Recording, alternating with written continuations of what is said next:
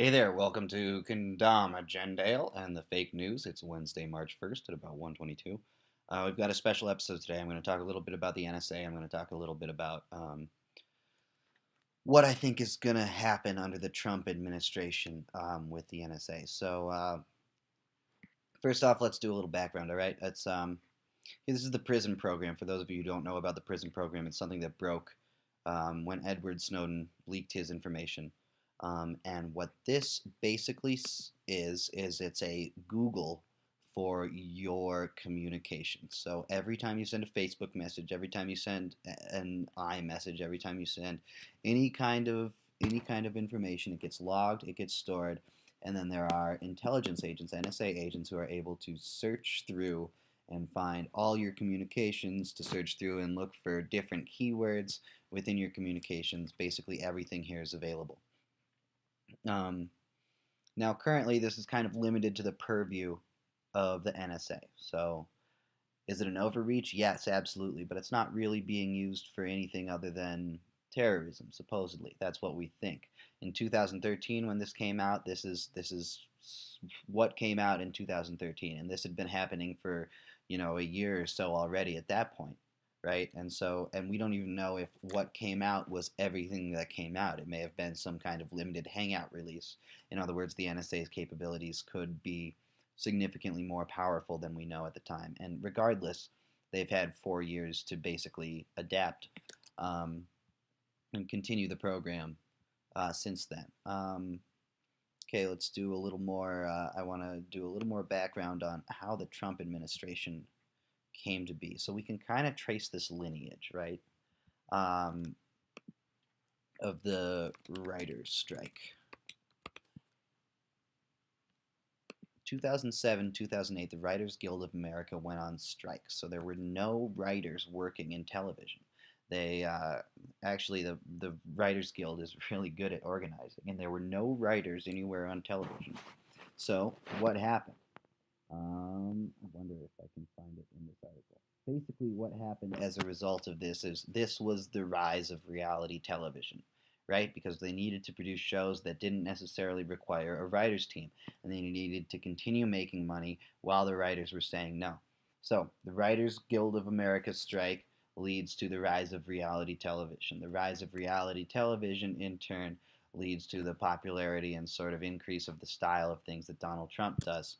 So, in a way, you can trace a direct line from this strike to the election of Donald Trump. Um, so one of the big shows, right, is Big Brother, um, which is literally, I mean, thematically, it's set about 1984. It's about they put a bunch of people in a house and they have to do the thing and whatever. So reality TV, right, has this sort of surveillance aspect to it, and the idea of a surveillance state is not that it prevents anything; it's that it changes behavior. It's that because you know you're being watched, you change your behavior, and this is the basis for shows like The Office too, right? Where there's a documentary crew, so the entire office acts differently, and they all act out and they do silly things, not because they're inherently silly people, but because they're normal people who have all of a sudden been thrust onto this stage. They've been thrust in front of a camera, so they begin acting differently. It begins altering their behavior.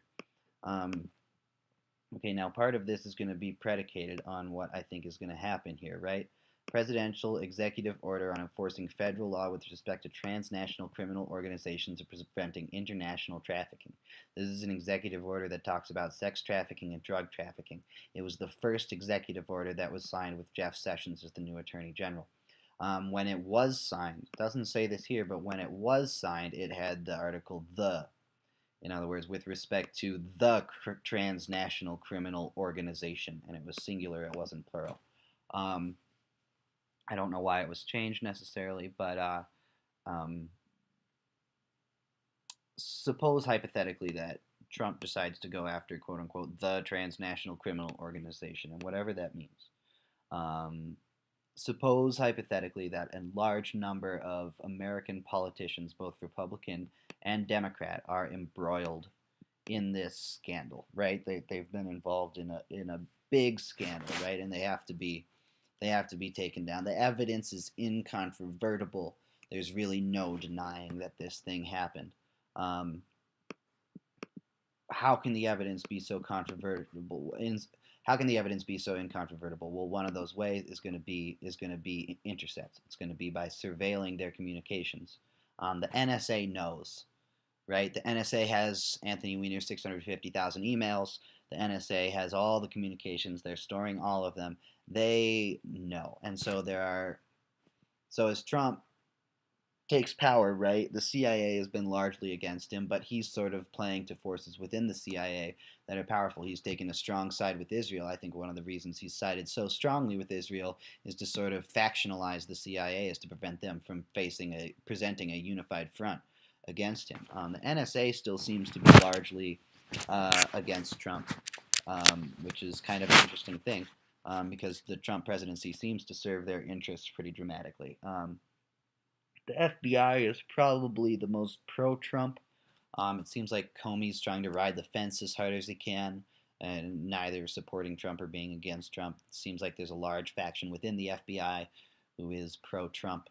Um, and so, what happens? Say there's a big scandal, and say the incontrovertible evidence is NSA evidence, and they decide to make that NSA evidence public, right? And this creates this precedent, right? Well, because the crimes are so bad, and we have to know what happened, and we have to let the American people know the truth. But this creates this precedent where the American public becomes used to using NSA intercept data to basically prove the wrongdoing of crimes, right? And this is something also that could spread very quickly. For example, there's fusion centers, right? And here in Montana, we have a fusion center where the Department of Homeland Security appears to be almost an entirely pro-Trump security apparatus, right? Trump has been using them to enforce his executive orders. They seem to be very much on his side, and they seem to be pretty gung ho about supporting Trump. ICE is probably the most pro-Trump organization. But these fusion centers, right? They're information sharing centers. They're data centers, and they combine Department of Homeland Security information, intelligence agency information, Missouri River Drug Task Force in the case of Montana, or DEA information, and also local police departments. So you get the infrastructure is in place. We don't know exactly what's going on here, right? But the infrastructure is in place where all the way down to local law enforcement, we could be getting NSA intercept data, depending on how classified it is, depending on how that type of stuff starts shaking out after this executive order goes through. Now, what does this look like, right? So you have all kinds of police officers looking at data, and they could be subtly affecting data, they could be abusing the privilege of their power. But I think probably what it's going to look like is it's going to be more humane, right? It's a way to prevent, by exposing people's private communication, we can prevent some of the negative things that are happening privately. And what it starts to look like is it starts to look like a reality show where people act towards each other, and they act dramatically towards each other, and they do bad things towards each other. And we, the audience, or intelligence agencies, the audience, basically know everything that's happening. Or we know whatever narrative it is we're presented with. The other thing is if Trump buckles down, this is Keith Alexander, the former NSA director, basically endorsing Trump on cybersecurity and other things. So that's a big get for Trump. Before he was elected, the NSA loosened its privacy rules. So what is a post-Trump? If Trump does go after, quote unquote, the international criminal cartel, and the crimes are as bad as his fringe websites have been suggesting, he will be the greatest president ever, right? There will be no, basically, opposition whatsoever. And so I think a lot of people would be very grateful to the things he's done, but I think a lot of people would also be overlooking some of the bad things that he would do as a result. And so we could very quickly find ourselves in a completely new paradigm, in a completely new world where the NSA is very, very active in our lives. Will it be a better world with one without CIA intervention or things like DynCorp trafficking people? Yeah, I mean probably. It'll be good if that type of stuff's not happening, but it'll be completely different. Okay, this is a really abstract one. I hope I kind of got my point across.